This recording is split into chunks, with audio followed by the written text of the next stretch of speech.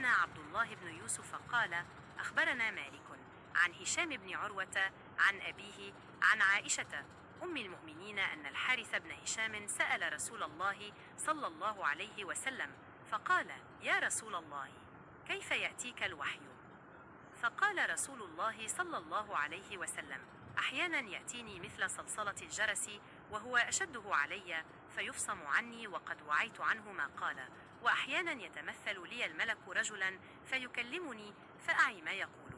قالت عائشة ولقد رأيته ينزل عليه الوحي في اليوم الشديد البرد فيفصم عنه وإن جبينه ليتفصد عرقا. ان کو عبداللہ بن یوسف نے حدیث بیان کی، ان کو مالک نے ہشام بن عروہ کی روایت سے خبر دی، انہوں نے اپنے والد سے نقل کی، انہوں نے ام المؤمنین حضرت عائشہ صدیقہ رضی اللہ عنہا سے نقل کی کہ ایک شخص حارث بن ہشام نامی نے حضرت صلی اللہ علیہ وسلم سے سوال کیا تھا کہ حضور آپ پر وحی کیسے نازل ہوتی ہے؟ آپ صلی اللہ علیہ وسلم نے فرمایا کہ وحی نازل ہوتے وقت کبھی مجھ کو گھنٹی کی سی آواز محسوس ہوتی ہے اور وحی کی یہ کیفیت مجھ پر بہت شاق گزرتی ہے، جب یہ کیفیت ختم ہوتی ہے تو میرے دل و دماغ پر اس فرشتے کے ذریعے نازل شدہ وحی محفوظ ہو جاتی ہے، اور کسی وقت ایسا ہوتا ہے کہ فرشتہ بشکل انسان میرے پاس آتا ہے اور مجھ سے کلام کرتا ہے، بس میں اس کا کہا ہوا یاد رکھ لیتا ہوں۔ حضرت عائشہ رضی اللہ عنہا کا بیان ہے کہ میں نے سخت کڑاکے کی سردی میں حضرت صلی اللہ علیہ وسلم کو دیکھا ہے کہ آپ صلی اللہ علیہ وسلم پر وحی نازل ہوئی، اور جب اس کا سلسلہ موقوف ہوا تو آپ صلی اللہ علیہ وسلم کی پیشانی پسینے سے شرابور۔ حدیث نمبر 2 کی تشریح۔ انبیاء کے خواب۔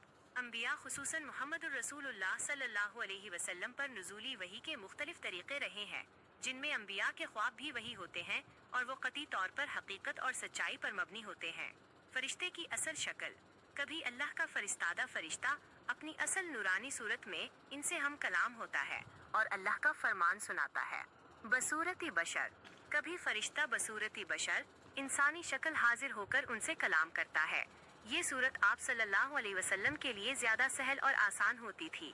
وحی کی شدت اور بوجھ۔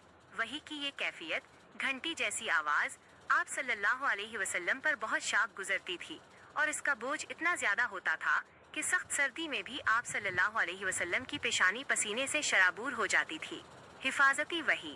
جب وحی کی کیفیت ختم ہوتی تو فرشتہ کے ذریعے نازل شدہ وحی آپ صلی اللہ علیہ وسلم کے قلبی مبارک اور دل و دماغ پر مکمل طور پر محفوظ ہو جاتی تھی۔ کلامی اللذہی کی عظمت۔ وحی کا نزول اس کثرت سے ہوا کہ اسے باران رحمت سے تشبیہ دی جا سکتی ہے، اور یہ کلام اللذہی کی عظمت اور جلال کی علامت تھی۔ حدیث نمبر 2 کی تشریح۔